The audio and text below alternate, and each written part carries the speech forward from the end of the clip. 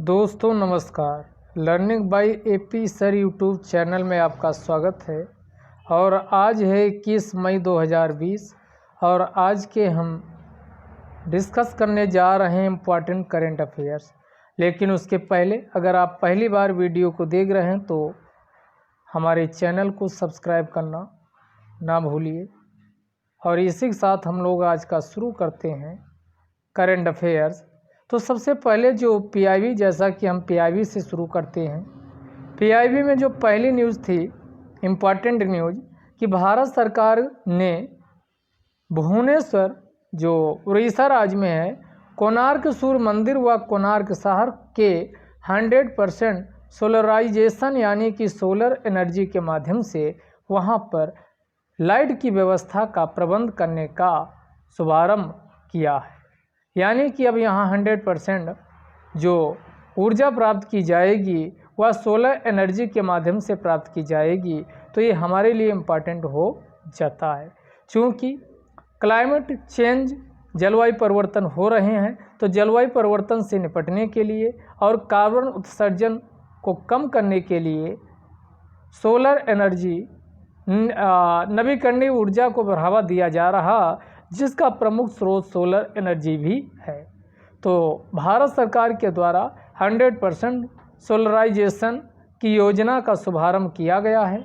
इसके लिए किया क्या जाएगा, तो 10 मेगावाट की, ध्यान दीजिएगा, 10 मेगावाट की ग्रिड कनेक्टिविटी सोलर प्रोजेक्ट और सोलर ट्री यानी सौर वृक्ष, सौर पेयजल कियोस्क आज जैसे विविध सोलर ऑफ ग्रिड अनुप्रयोगों का इसमें इस्तेमाल किया जाएगा। यह पहल अगर बात करें तो यह नवीन और नवीकरणीय ऊर्जा मंत्रालय के द्वारा शुरू की गई है। इसी को ministry of new and renewable energy के नाम से जाना जाता। तो कोणार्क मंदिर, कोणार्क सूर्य मंदिर में जैसा कि ये सन टेम्पल ही है, तो इसी सन टेम्पल के अनुरूप यहाँ पर समस्त ऊर्जा की आपूर्ति सोलर एनर्जी सौर ऊर्जा से की जाएगी। तो ये पहल जो आपकी शुरू की गई है, ये नवीन और नवीकरणीय ऊर्जा मंत्रालय के द्वारा शुरू की गई है। कोणार्क सूर्य मंदिर को सूर्य नगरी के रूप में विकसित करने का संकल्प लिया गया है। यानी जो कोणार्क सूर्य मंदिर है उसे सूर्य नगरी के रूप में विकसित किया जाएगा। अगर क्रियान्वयन की बात करें तो इसका क्रियान्वयन इम्प्लीमेंटेशन उड़ीसा नवीकरणीय ऊर्जा विकास एजेंसी के द्वारा किया जाएगा। किसके द्वारा किया जाएगा, तो उड़ीसा नवीकरणीय ऊर्जा विकास एजेंसी के द्वारा इसका क्रियान्वयन किया जाएगा। अगर हम बात करें, ये आपका कोणार्क का सूर्य सन टेम्पल है ये। तो अब बात कर लेते हैं इसको बनवाया किसने था, तो इसको नरसिंह देव प्रथम के द्वारा, ध्यान दीजिएगा, ये पूर्वी गंग वंश का एक शासक था। पूर्वी गंग वंश का शासक नरसिंह देव प्रथम के द्वारा इसको बनवाया गया था। और यह जो भुवनेश्वर है वहाँ से बिल्कुल ज़्यादा दूरी पर नहीं है, 35 से 40 किलोमीटर की दूरी पर ये आपका स्थित है। तो आगे हम बात कर लेते हैं हिंदुस्तान ऑर्गेनिक केमिकल्स लिमिटेड। ये न्यूज में था। क्यों न्यूज में था, तो हिंदुस्तान ऑर्गेनिक केमिकल लिमिटेड का अभी जो ये सरकार के द्वारा जो कर्ज लिया गया था उस पे जो ब्याज बनता था, ब्याज को माफ़ कर दिया गया है। तो इसलिए Hindustan organic chemicals limited news में था। बात करें तो यह भारत सरकार के द्वारा स्वामित्व इस पे है और भारत सरकार के स्वामित्व के अंतर्गत यह एक प्रकार की कंपनी है जिसकी स्थापना 1960 में की गई थी। हेडक्वार्टर्स की बात करें तो इसका हेडक्वार्टर्स मुंबई यानी महाराष्ट्र है। ये क्या काम करती है, तो यह ध्यान दीजिएगा, जो बेसिक केमिकल्स होते हैं, बेसिक केमिकल्स को यानी देशज रूप से भारत में ही कैसे बनाया जाए, विकसित किया जाए, तथा जो आयात होता है इम्पॉर्टेंट ऑर्गेनिक केमिकल्स का, उनके आयात पर भारत की निर्भरता को घटाने के लिए दृढ़ संकल्प है ये आपकी कंपनी का नाम है हिंदुस्तान ऑर्गेनिक केमिकल्स लिमिटेड। तो अगला ये अगर बात करें तो इसके कौन कौन से प्रोडक्ट हैं जिसका ये विनिर्माण करती है, तो फिनॉल का करती है, एसीटोन का करती है, नाइट्रोबेंजीन की करती है, एनिलीन की करती है, नाइट्रोटॉलुइंस की करती है, क्लोरोबेंजीन व नाइट्रोक्लोरोबेंजीन इत्यादि जैसे प्रोडक्ट हैं जिनका मैन्युफैक्चरिंग इसके द्वारा की जाती है या फिर आयात किए जाते हैं। तो हिंदुस्तान, ध्यान दीजिएगा, हिंदुस्तान ऑर्गेनिक केमिकल्स लिमिटेड के माध्यम से जो उपरोक्त काम किए जाते हैं, तो ये न्यूज में है तो ये आपके प्रीलिम्स के लिए इम्पॉर्टेंट हो जाती है। तो एक बार फिर से रिपीट करते हैं, कौन कौन प्रोडक्ट ये मैन्युफैक्चर करती है, तो phenol, acetone, nitrobenzene, aniline, nitrotoluene, chlorobenzene व नाइट्रोक्लोरोबेंजीन जैसे उत्पादों का विनिर्माण इसी कंपनी के द्वारा किया जाता है। अगला जो मोस्ट इम्पॉर्टेंट है IAS और PCS प्रीलिम्स के लिए, कि अभी हाल ही में नीली क्रांति, आप जानते हो मत्स्य पालन को बढ़ावा देने के लिए जो क्रांति आई उसी को नीली क्रांति कहा जाता है। तो नीली क्रांति के माध्यम से मत्स्य पालन क्षेत्र के सतत और जवाबदेह विकास के लिए प्रधानमंत्री मत्स्य संपदा योजना का शुभारंभ करने की बात की गई थी बजट में। तो प्रधानमंत्री मत्स्य संपदा योजना को अभी हाल ही में कैबिनेट के द्वारा मंजूरी दे दी गई है, इसलिए फिर से न्यूज में बनी हुई है। तो ये हम समझ लेते हैं कि प्रधानमंत्री मत्स्य संपदा योजना, ये प्री व मेंस दोनों के लिए इससे क्वेश्चन बनने के चांस हैं, क्योंकि किसानों की आय को दुगना करने का जो लक्ष्य रखा गया उसमें भी एक कंपोनेंट के रूप में, एक घटक के रूप में इम्पॉर्टेंट भूमिका का निर्वहन कर सकती है। तो आइए समझते हैं प्रधानमंत्री मत्स्य संपदा योजना की क्या क्या विशेषताएं हैं। तो पहली बात, इसकी जो अनुमानित लागत आएगी वह 20,050 करोड़ रुपए के आसपास इसकी अनुमानित लागत को दर्शाया गया है। 20,050 करोड़ रुपए की लागत होगी इसके, यानी ये योजना दो स्तरों पर होगी, एक केंद्रीय योजना, एक आपकी होती है केंद्र प्रायोजित योजना। दो तरीके से योजनाओं का क्रियान्वयन किया जाता, सेंट्रल सेक्टर और सेंट्रली स्पॉन्सर्ड। सेंट्रल सेक्टर योजना का मतलब हुआ जिसमें 100% फंड कौन आपका 100% पैसा या फंडिंग केंद्र सरकार के द्वारा की जाती है, उसको क्या कहा जाता, सेंट्रल सेक्टर स्कीम कहा जाता, जिनमें केंद्र सरकार व राज्य सरकारों के बीच एक निश्चित अनुपात में हिस्सेदारी की जाती है, उसी को केंद्र प्रायोजित योजना, सेंट्रली स्पॉन्सर्ड योजना के नाम से जाना जाता।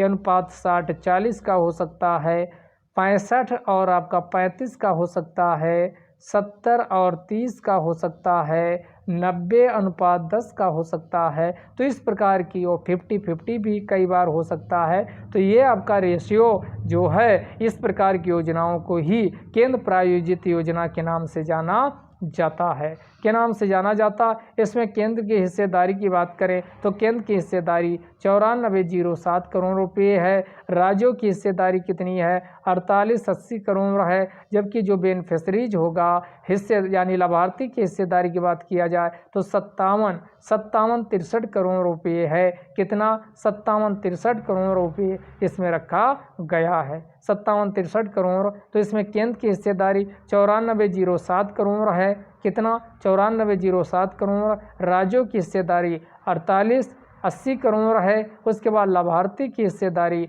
57 यानी 57 और 63 करोड़ रुपये की हिस्सेदारी के साथ इस योजना का शुभारंभ किया जाएगा। ध्यान दीजिएगा, राज्यों की हिस्सेदारी 94,07 करोड़ है।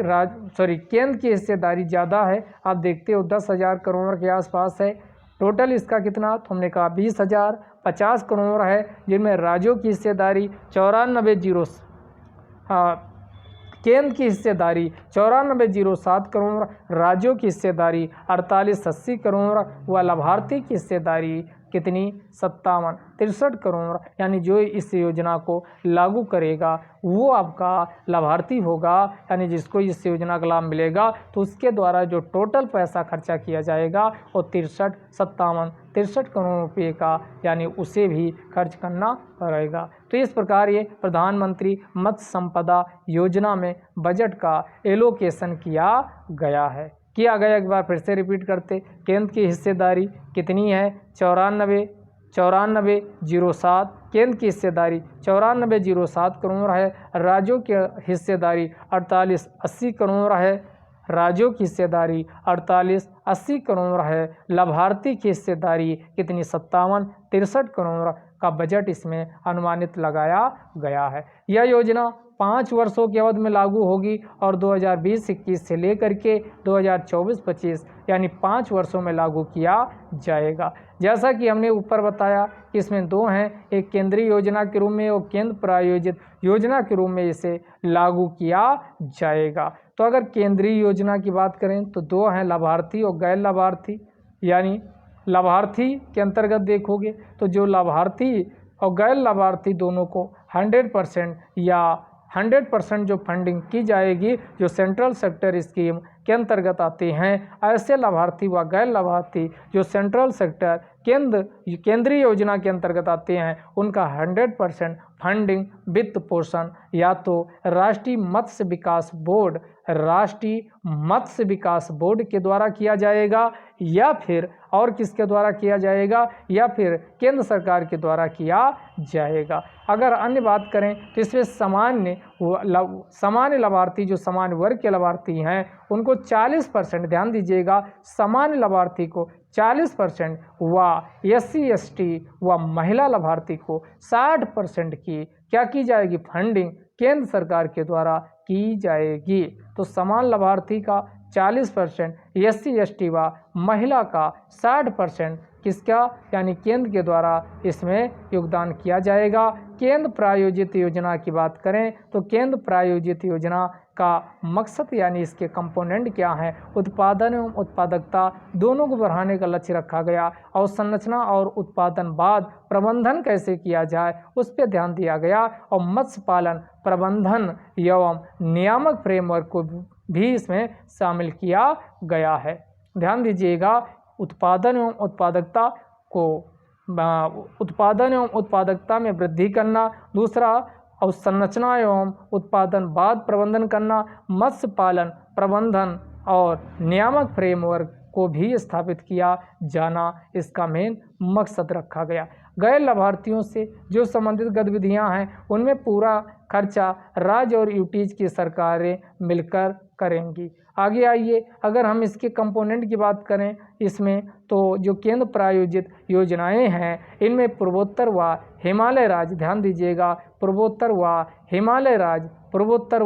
हिमालय राज्य में 90% की फंडिंग केंद्र सरकार करेगा और 10% की फंडिंग राज्यों के द्वारा की जाएगी, जबकि अन्य पूर्वोत्तर राज्यों का मतलब आपका अरुणाचल प्रदेश, नागालैंड, मणिपुर, मिजोरम, त्रिपुरा, असम, मेघालय, सिक्किम, ये आपका हिमालयी राज्य का मतलब हुआ, जैसे उत्तराखंड हो गया, जम्मू कश्मीर हो गया, हिमाचल प्रदेश हो गया, ये हिमालयी राज्य कहलाते हैं। तो इनमें फंडिंग आपके 90% केंद्र सरकार करेगी, 10% राज्यों के द्वारा, जबकि अन्य राज्यों के मामले में यह फंडिंग कितने कैसे होगी, 60% आपका फंडिंग केंद्र सरकार करेगा और 40% की फंडिंग किसके द्वारा की जाएगी, तो 40% की फंडिंग राज्यों के द्वारा की जाएगी। जो यूटीज हैं, केंद्र शासित प्रदेश हैं, उनमें 100% की फंडिंग केंद्र प्रायोजित योजना के अंतर्गत भी केंद्र सरकार के द्वारा ही किया जाएगा।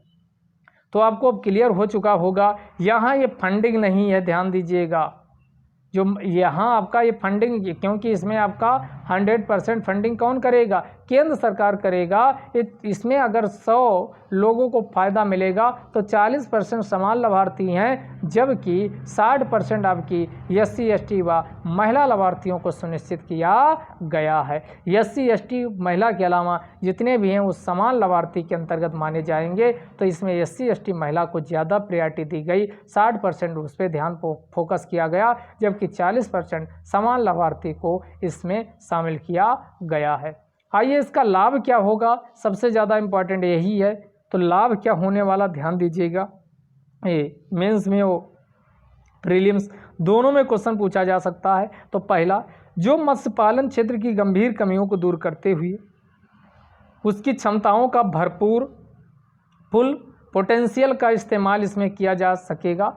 तो मत्स्य पालन क्षेत्र में जो गंभीर कमियां हैं उनको एक तो दूर किया जा सकेगा इसके माध्यम से, क्योंकि फंडिंग की पर्याप्त सफिशिएंट यानी व्यवस्था की गई है। तो मत्स्य पालन क्षेत्र की गंभीर कमियों को दूर करते हुए उसकी क्षमताओं का भरपूर इस्तेमाल इसके माध्यम से किया जा सकेगा।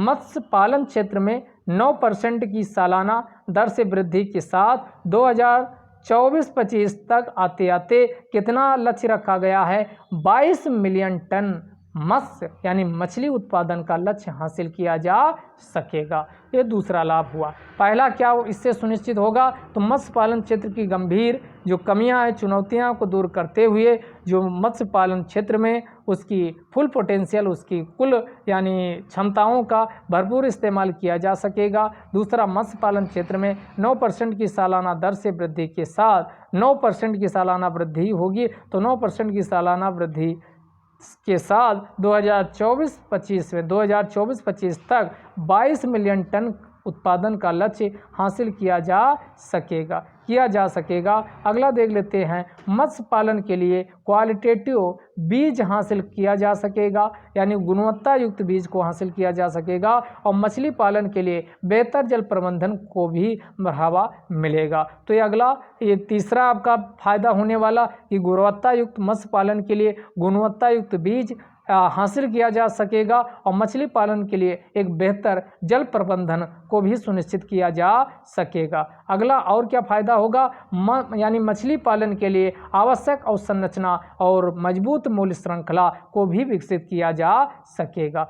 मछली पालन के लिए आवश्यक बुनियादी जो संरचना होती है तथा मजबूत मूल्य श्रृंखला, मजबूत का मतलब ये नहीं कि मछली औने पौने दाम में बेचने की नौबत आए, इसके लिए मजबूत मूल्य श्रृंखला भी आपकी मजबूत मूल्य श्रृंखला का भी विकास हो सकेगा। अगला, शहरी व ग्रामीण क्षेत्र में मछली पालन से सीधे या परोक्ष रूप से जितने भी संबंधित लोग हैं सभी के लिए रोजगार और आय के बेहतर साधन भी इससे सुनिश्चित हो सकेंगे। अगला, मछली क्षेत्र में निवेश को भी आकर्षित किया जा सकेगा। एफडीआई या अन्य जो है निवेश इन्वेस्टमेंट लोग इसमें करेंगे तो इससे इस क्षेत्र को काफ़ी मजबूती मिलेगी, जिससे मछली बाजार और अधिक प्रतिस्पर्धी कॉम्पिटिटिव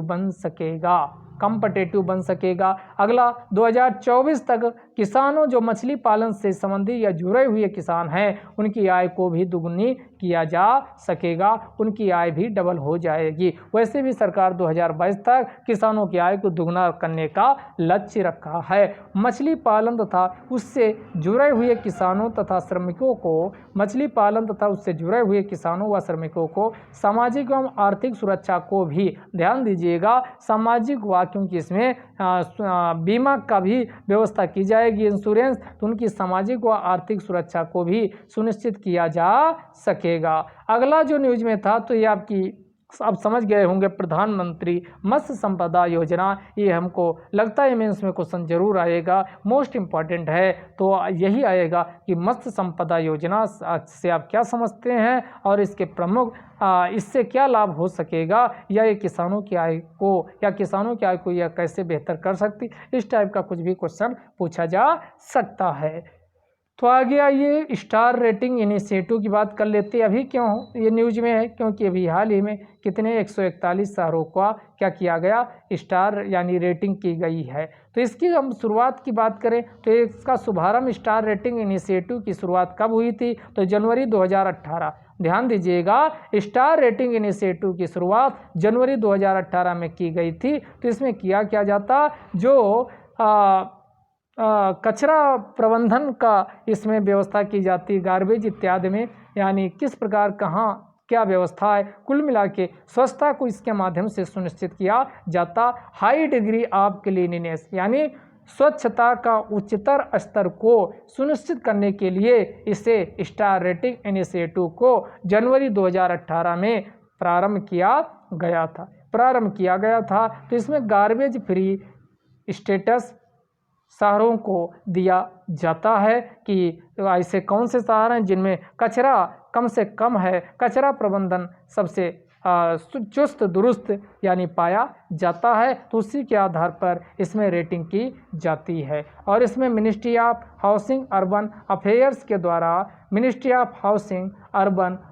के द्वारा क्या किया जाता, इसमें इसकी स्टार रेटिंग इनिशिएटिव शुरू की गई है। टोटल अभी हाल ही में 141 शहरों का इसमें क्या किया गया, रेटिंग की गई है, जिनमें 5 स्टार रेटिंग 6 शहरों को दी गई, 65 शहरों को 3 स्टार रेटिंग दी गई, जबकि 70 शहरों को 1 स्टार रेटिंग दी गई है। अगर 6 शहरों की बात करें तो 6 शहर इस प्रकार हैं, 2 हैं गुजरात के सूरत और राजकोट, उसके बाद आपका मैसूर कर्नाटक का, उसके बाद इंदौर आप जानते हो भारत का सबसे स्वच्छ शहर में शुमार है। भारत का सबसे स्वच्छ शहर पूछा जाए तो ये आपका इंदौर मध्य प्रदेश का है। उसके बाद नवी मुंबई है और अंबिकापुर है। तो इतने आपके 6 शहर ध्यान रखिएगा। 6 आपका याद रखने की बात है तो 2 आपके कहाँ गुजरात के हैं, सूरत आपका राजकोट, उसके बाद आपका मैसूर कर्नाटक का है,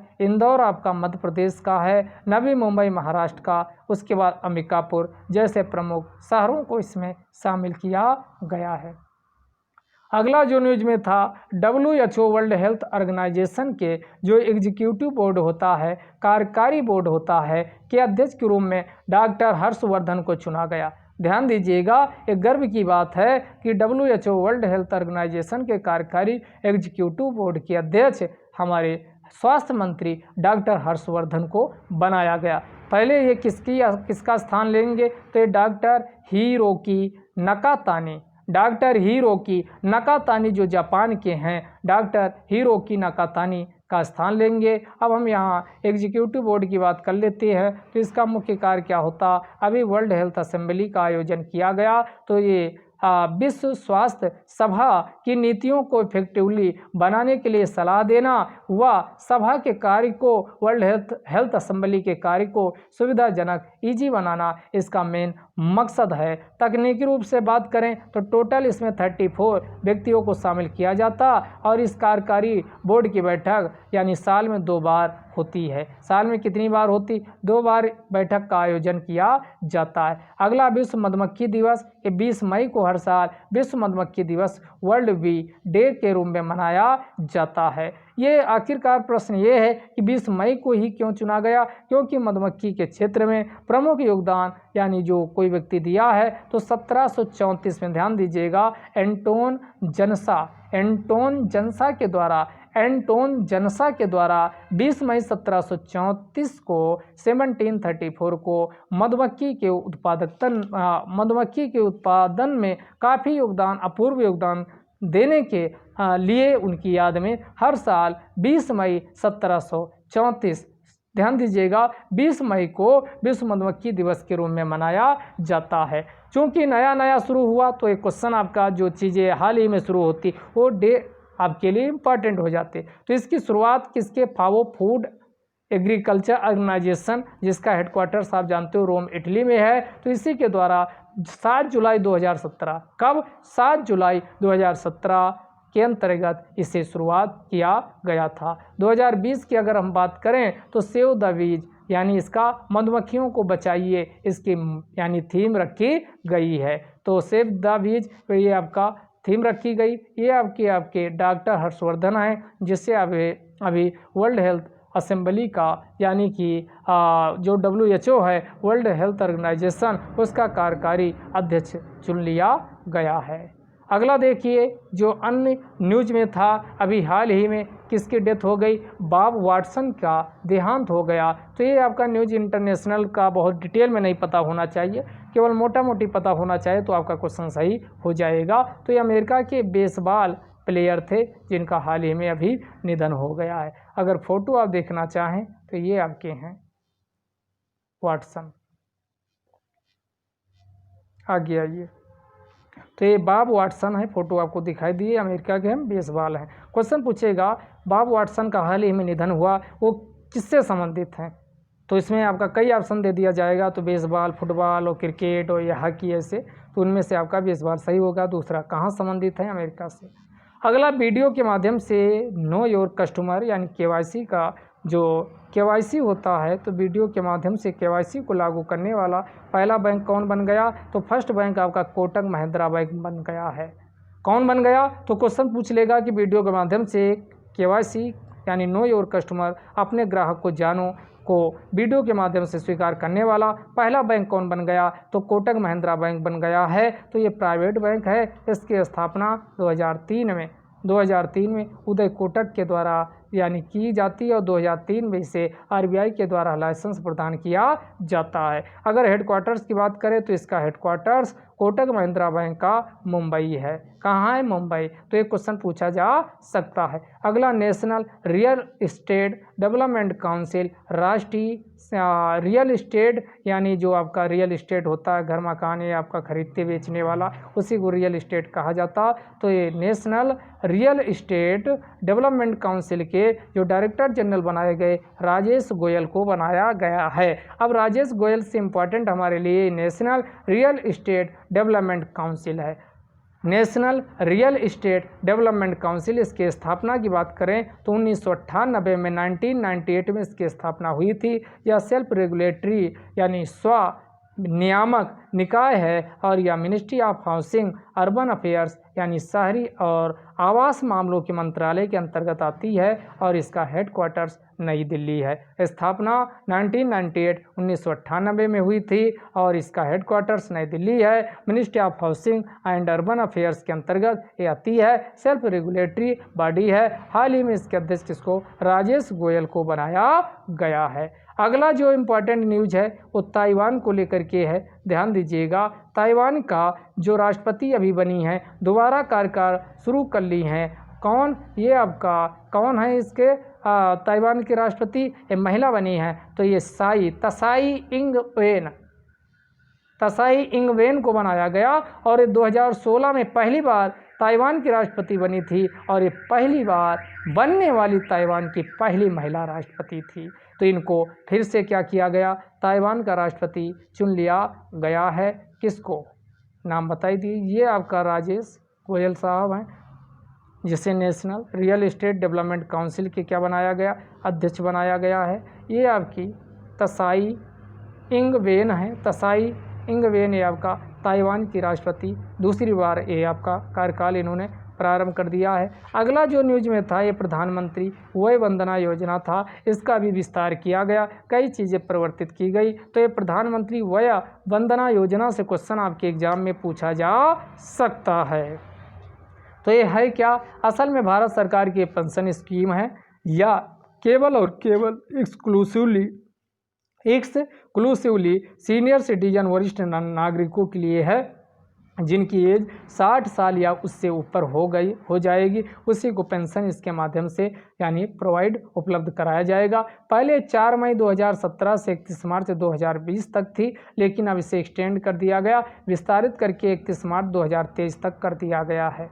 पहले या 4 मई का इसका शुभारंभ किया गया था। तो 4 मई 2017 से लेकर के 31 मार्च 2020 तक थी। 4 मई 2017, ध्यान दीजिएगा, 4 मई 2017 से लेकर के 31 मार्च 2020 तक था, लेकिन इसे एक्सटेंड कर दिया गया, 31 मार्च 2023 तक कर दिया गया। अगर इसमें फ़ायदा की बात करें, आपको क्या क्या बेनिफिट मिलने वाला, तो इसके अंतर्गत आपका एश्योर्ड रेट ऑफ रिटर्न यानी बिल्कुल विश्वस्त आपका रिटर्न ऑफ रेट आपको प्राप्त होगा। और कितना आपका रिटर्न प्राप्त होगा? तो ये आपका 7.40% आपका क्या मिलेगा, यानी कि इसमें एश्योर्ड रेट ऑफ रिटर्न प्राप्त होता है। अब इसमें अगला जान लेते हैं कि अगर इसमें आप ध्यान दीजिएगा सीनियर सिटीजन जो हैं अगर सेविंग स्कीम लेते हैं तो सेविंग स्कीम के अंतर्गत उन्हें रिटर्न कितना मिलने वाला है? 7.75%। कितना? 7.75% इनको सेविंग स्कीम बचत योजना लेने पर और ज़्यादा इसमें रिटर्न मिलेगा, 7.75% मिलेगा। और ये 10 सालों के लिए यानी स्कीम है। इसमें आपको मंथली, क्वार्टरली यानी 1 माह, 3 माह, आधे वर्ष, अर्धवार्षिक, वार्षिक रूप से आप इसमें अपना प्रीमियम करवा सकते हो। और इसके अंतर्गत जो ये आपका वरिष्ठ नागरिक के लिए जो ये पेंशन स्कीम है, ये जीएसटी से पूरी तरीके से मुक्त है, पूरी तरीके से मुक्त है। इसमें जितना आप परचेज प्राइस जितनी आपका खरीदोगे इसकी जितने मूल्य वाली 1000, 2000, 5000 वाली, तो उसका आप 75% तक लोन ले सकते हो। लेकिन शर्त है कि पॉलिसी आपका कंप्लीट हुए कितना 3 साल हो जाना चाहिए। अगर 3 साल आपकी हो जाती है तो टोटल जितने मान लो आप 10 लाख का या 5 लाख का जितने का भी आप करवाए हो इस यानी उसका 75% तक आप लोन भी ले सकते हो। अगर मान लो पेंशनर जिसकी पेंशनर था उसकी डेथ हो गई और 10 साल ये आपका पॉलिसी चली रही थी, उसी बीच आपकी डेथ हो गई, तो इसमें जो लाभार्थी होगा उसको यानी परचेज प्राइस जितना आप पैसा जमा किए हो या स्कीम खरीदे थे पेंशन वाले, उतना पूरा पैसा लाभार्थी को दे दिया जाएगा। अगर मैक्सिमम एंट्री एज की बात करें तो इसमें मैक्सिमम आपका कोई भी नहीं बताया गया, 80, 85, 90 साल कुछ भी हो उसकी नहीं है। लेकिन मिनिमम एज की लिमिट है। मिनिमम एज कितनी होनी चाहिए? 60 साल होनी चाहिए। अगर इन्वेस्टमेंट की लिमिट की बात करें तो इनमें इन्वेस्टमेंट आप निवेश कितना कर सकते हो, मैक्सिमम आपका इन्वेस्टमेंट लिमिट आपका कितना है, तो ध्यान दीजिएगा जो इन्वेस्टमेंट आप 15 लाख प्रति वरिष्ठ नागरिक रखा गया। 15 लाख रुपए तक आप क्या इन्वेस्टमेंट इसके माध्यम से कर सकते हो। इन्वेस्टमेंट निवेश सीमा जो है 15 लाख प्रति वरिष्ठ नागरिक है। और इसमें पेंशन आपको किस हिसाब से मिलेगी, तो आपका मिनिमम पेंशन आपको 1000 रुपये प्रति माह वो करवा लीजिए और मैक्सिमम पेंशन आपको जो मिलने वाली है वो 12,000 रुपये प्रति माह मिलेगी। ध्यान दीजिएगा, मिनिमम पेंशन 1000 रुपये प्रति माह और मैक्सिमम पेंशन आपको 12,000 रुपये प्रति माह इसके अंतर्गत प्राप्त होगी। तो मिनिमम पेंशन 1000 रुपये प्रति माह, मैक्सिमम पेंशन 12,000 रुपये प्रति माह इसके अंतर्गत आपको मिलने वाली है। अब इसमें जो ये स्कीम है ये आपका कौन स्कीम इम्प्लीमेंटिंग एजेंसी है, किसको अधिकार दिया गया ये आपका ऑपरेट करने का, तो प्रधानमंत्री वय Vandana Yojana LIC life insurance जो आपका कंपनी है, लाइफ इंश्योरेंस कंपनी को अकेला यानी विशेषाधिकार दिया गया कि वह इस स्कीम को ऑपरेट करे। अब यहाँ बात LIC की आई तो LIC के बारे में जान लेते। LIC की स्थापना 1 सितंबर 1956 को की गई थी और कंपनी अधिनियम के अंतर्गत की गई थी। तो इसीलिए यह जो LIC है एक स्टैट्यूटरी बॉडी या सांविधिक निकाय है। इसका हेडक्वार्टर्स कहाँ है, तो मुंबई या महाराष्ट्र में इसका हेड क्वार्टर्स है। यहीं से आज का यह डिस्कशन समाप्त होता है। अगर वीडियो पसंद आए तो ज़्यादा से ज़्यादा लोगों को शेयर कीजिए और कमेंट कीजिए। आप लोग कमेंट बिल्कुल नहीं करते हैं, तो कम से कम कोई कमियां हों तो कमेंट कीजिए और पसंद आए तो ज़्यादा से ज़्यादा लोगों को वीडियो को शेयर कीजिए। धन्यवाद।